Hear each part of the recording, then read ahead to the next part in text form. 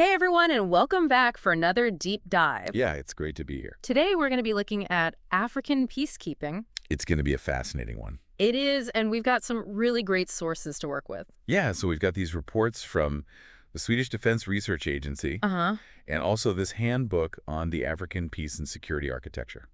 Okay, the APSA. Yes, exactly. APSA. We'll probably sing that a lot today. APSA it is. Nope. Our mission today is to kind of understand how all these different African countries are working together to keep the peace on their own continent. Right. And how this new kind of approach to peacekeeping is maybe impacting the global security scene.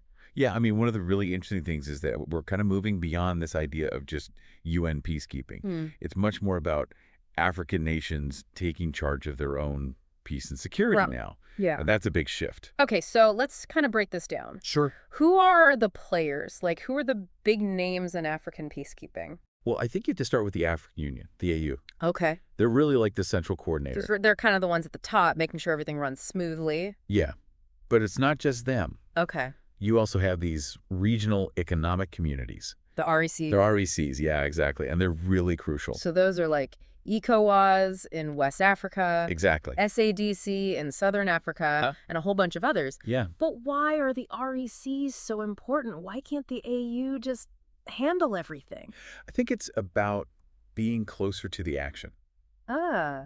So the RECs really understand the specifics of their own regions. Okay. And they can respond quickly. You know, they're more agile. Okay, so it's all about being kind of nimble and on the ground where things are actually happening. Yeah, and I think a good example of that is ECOWAS. Okay. They've been super active in intervening in conflicts. Like where? Oh, well, in the Gambia, Guinea-Bissau. Oh, right, yeah. And then you've got SADC who have been busy in the DRC and Mozambique. Yeah, so they're really stepping up and being proactive. Yeah, I think so. And it's not just about reacting to conflicts either, right? No, absolutely not. There's a big focus now on preventing them in the first place. Yeah, and the APSA actually has this really interesting system called the Continental Early Warning System. Oh, the CEWS. Yes, the CEWS. What does that do? Well, it basically collects data. It analyzes potential trouble spots. Right. And tries to stop conflicts before they even begin. So it's like a big risk assessment tool for the whole continent? Yeah, you could think of it that way. Now, this is where things start to get really interesting for me. Okay. Because everyone's talking about Africa becoming this kind of battleground for influence between the West and China and Russia. Is that something that's playing out in peacekeeping as well? It definitely is. Okay. And one of the things that our sources point out is that the EU has traditionally been a huge funder of African peacekeeping. Right. But that's changing. How so? Well, now they can directly fund those RECs. And sometimes that means bypassing the AU entirely. Oh, wow. So it raises some big questions about, the AU's autonomy. Hold on. 68% of the AU's peace and security budget comes from the EU? That's right. That's a lot of money. It is a huge amount. It makes you wonder, does that give the EU too much influence over what the AU does? Well, that's definitely one of the concerns. Yeah. I mean, if you're relying so heavily on external donors, it could really sway the AU's priorities. Right. And it might even undermine their independence in the long run. Okay, so it's not as straightforward as just saying African countries are taking charge. No. There's a lot more going on behind the scenes. Absolutely. Yeah. It's a really complex picture with all these different partnerships and funding arrangements. Yeah, and then you've got these other global powers trying to get in on the action. Exactly. I'm already starting to feel like I need a map and a flowchart to keep track of everyone. It is a lot to take in. But before we get into that whole global power struggle, I want to go back to those early African-led missions. Right. Because they kind of set the stage for what we're seeing today, right? They really did. I mean, in the early 2000s, the AU was really instrumental in resolving some pretty serious crises. Like where? Well, Burundi. Okay. Comoros. Uh-huh. And these missions really showed that they had the capacity for peacekeeping. Okay. And I think they set the stage for these more complex operations like the African Union Transition Mission in Somalia. ATMIS? Yes, ATMIS. And that's not just about putting troops on the ground. What else is involved? Well, it's about building up Somalia's own security forces. Okay. And helping with that post-conflict reconstruction. Right. So it's about trying to fix the underlying problems. Exactly. It's a much more holistic approach. And it's not just the AU doing this, right? No, you're right. Those RECs are getting in on the action as well. ECOWAS, for instance, has sent multiple missions to try and stabilize member states. Yeah, and as of December 2022, they had 2 ongoing missions. Oh, wow. ECOMIG in the Gambia and ECOMIB in Guinea-Bissau. Right. And just for our listeners, those acronyms stand for ECOWAS mission in the Gambia Okay. and ECOWAS mission in Guinea-Bissau. Makes sense. I mean, they're not messing around when it comes to regional security. Yeah, they're not. And then you got SADC, who, as we said, are active in the DRC and Mozambique. And in some cases, these African-led missions have actually paved the way for UN missions. Yeah. Like the International Support Mission to Mali, APSA. AFISMA, which was African-led, and kind of laid the groundwork for the UN mission MINUSMA. Yeah, which arrived in 2013. It's almost like they're saying, hey, we can handle this, but we're open to partnerships.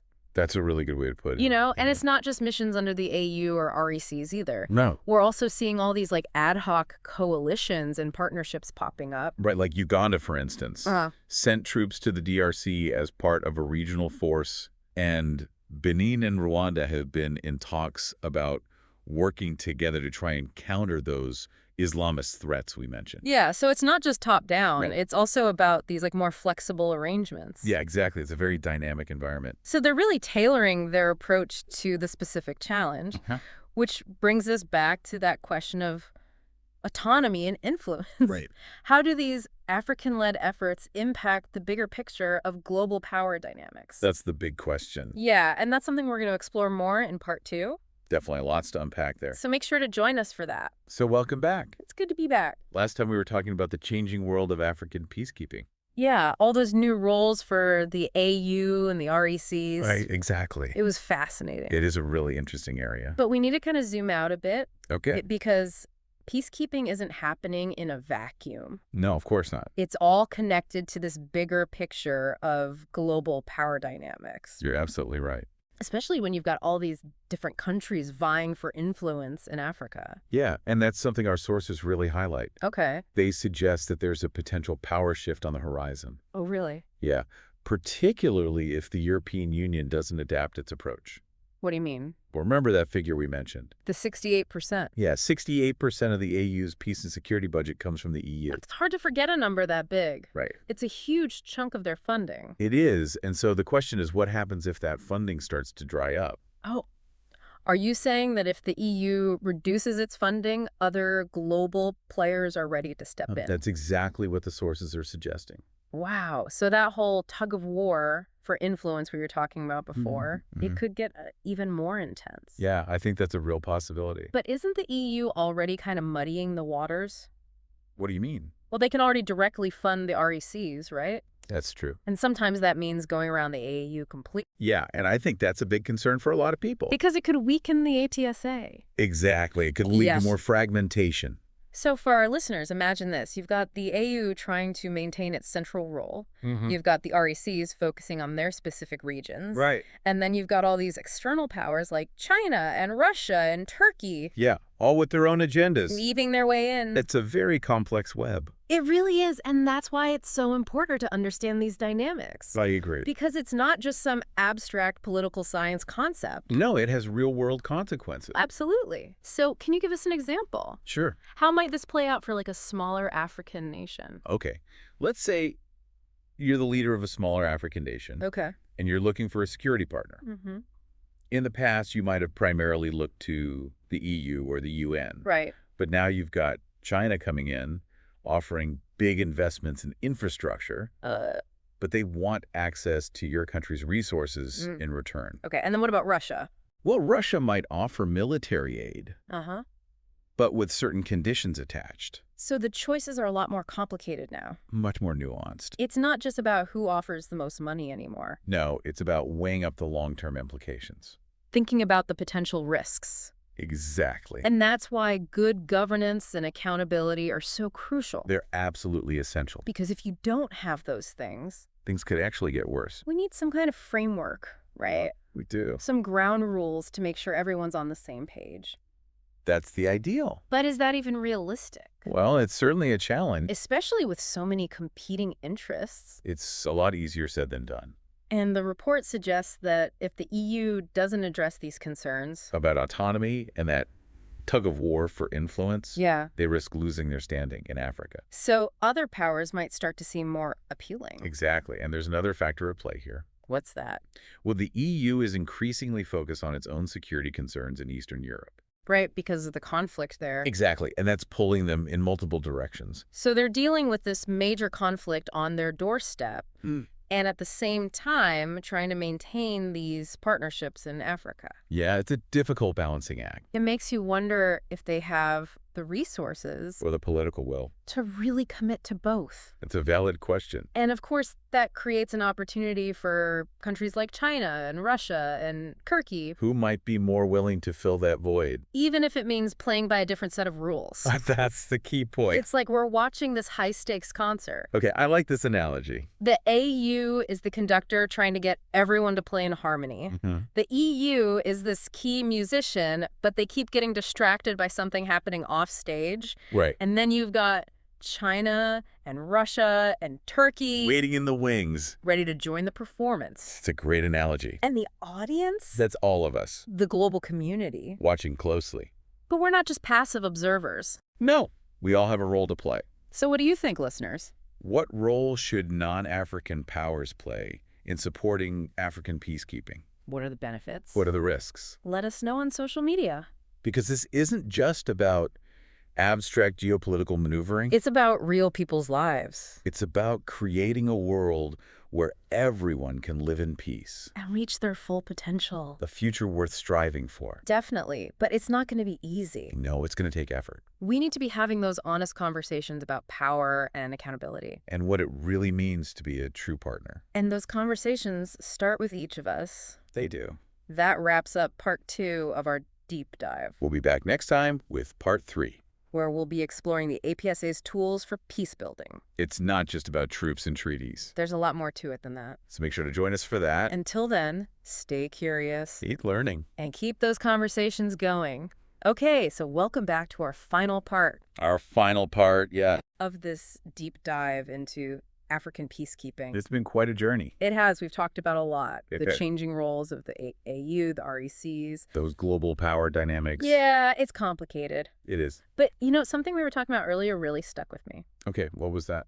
It's not enough to just stop a conflict. Right, you need to actually build peace. Yeah, lasting peace. And that's where the African peace and security architecture comes in. the APSA. Yes, exactly. The APSA. It has all these different tools. We've mentioned the African Standby Force, Yeah. the ASF. Which can deploy when needed. But how does that actually work? Well, it's interesting. Okay. It's not like one giant AU army. It's more like a network. Okay. Organized into 5 regional brigades. Oh, so it's kind of like having specialized response teams. Yeah.